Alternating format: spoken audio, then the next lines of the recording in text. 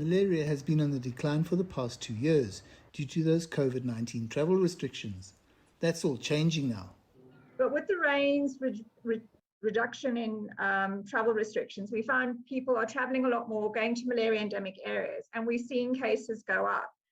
And added to the cases going up, what we have noticed is that there have been quite a few increases in cases in severe malaria, first of all.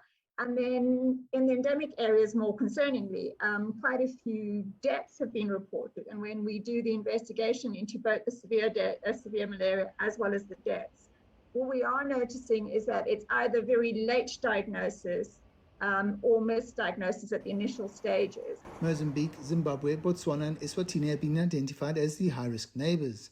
South African provinces bordering those countries are also at risk, and that includes Limpopo, northern KwaZulu-Natal and Mpumalanga.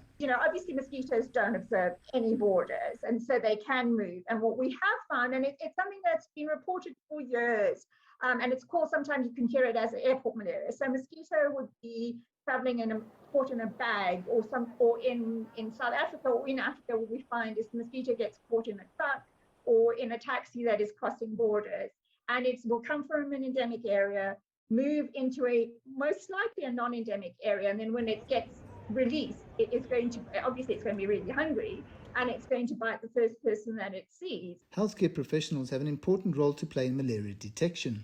In the case of taxi malaria, if they see the patient getting progressively sicker and they can't diagnose anything else, just do a malaria test.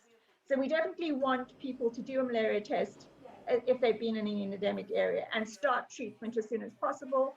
And what we do want the patients to do, if they started treatment, to finish the course completely. According to the WHO's latest World Malaria Report, there were an estimated 627,000 malaria deaths worldwide in 2020. Sub-Saharan Africa accounted for 96% of those deaths, and about 80% of those deaths are among children under 5.